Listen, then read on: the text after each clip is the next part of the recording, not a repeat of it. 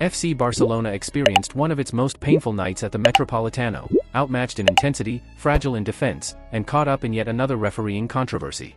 Atletico de Madrid were ruthless, while the Blaugrana side looked exposed both tactically and emotionally. Amid their own mistakes, questionable VAR decisions, and provocations from the opposing bench, the tie became an uphill battle. Before diving in, remember to support the channel with your subscription, like, and by activating the notification bell. We're very close to 2,000 subscribers, and your support is key. Thank you for always being there. What happened was much more than a defeat. Barca looked unrecognizable, lacking balance and the ability to respond against an Atletico side that approached the match like a final. From the very first minute, the home team imposed rhythm, aggression, and clarity in their play, while the Catalans seemed stunned by the intensity. The absences on the left flank weighed heavily. The decision to push Dani Olmo wide and maintain the double pivot did not work. The team lost depth, pace, and, above all, defensive solidity. That side became an open corridor that Atletico exploited mercilessly throughout the night. The first blow came early, following an unfortunate mistake in the build-up that ended in a goal. The error affected the team mentally.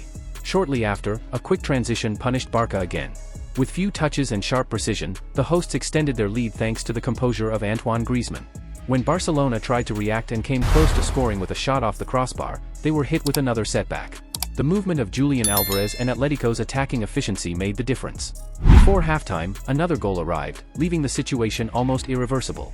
Hansi Flick turned to the bench, reorganized the midfield, and searched for attacking solutions. There was slight improvement after the break, more pressing and better attitude. A goal from Pau Cubarsí briefly restored hope, but VAR ruled it out after an 8-minute review for offside. The long delay killed any momentum.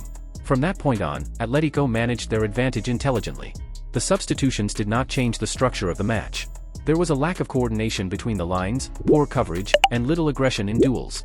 The late red card for Eric Garcia reflected a chaotic night. Beyond the result, the manner of the performance is concerning: defensive disorganization, vulnerability in transitions, and insufficient aggression without the ball. In big matches, those details are costly. Now, Barca will need an almost perfect performance in the return leg at the Spotify Camp Nou to dream of a comeback. The refereeing controversy added further tension. Cubarsí's disallowed goal raised doubts due to the length of the review and the clarity of the images. In contrast, a harsh challenge on Alejandro Balde was resolved quickly and without major punishment, sparking debate about consistency in decision-making. The difference in standards angered much of the Barca environment. As if that were not enough, Diego Pablo Simeone once again grabbed the spotlight. After one of the goals, he made a provocative gesture toward Lamine Yamal, pointing at the scoreboard with his fingers. The image went viral and fueled the controversy. It is not the first time the Argentine coach has used emotional tactics, but the gesture toward such a young player drew significant criticism. The tie remains open, but the message is clear: Barcelona must compete with far greater intensity, character, and collective commitment if they want to turn frustration into a historic comeback. And you, what do you think? Can Barca overturn this tie at the Spotify Camp Nou after such a tough night at the Metropolitano? Was it right to disallow Cubarsí's goal, or did VAR once again harm the team? And what did you make of Diego Pablo Simeone's gesture toward Lamine Yamal? Let me know in the comments. Don't forget to like and subscribe so you don't miss any updates about FC Barcelona.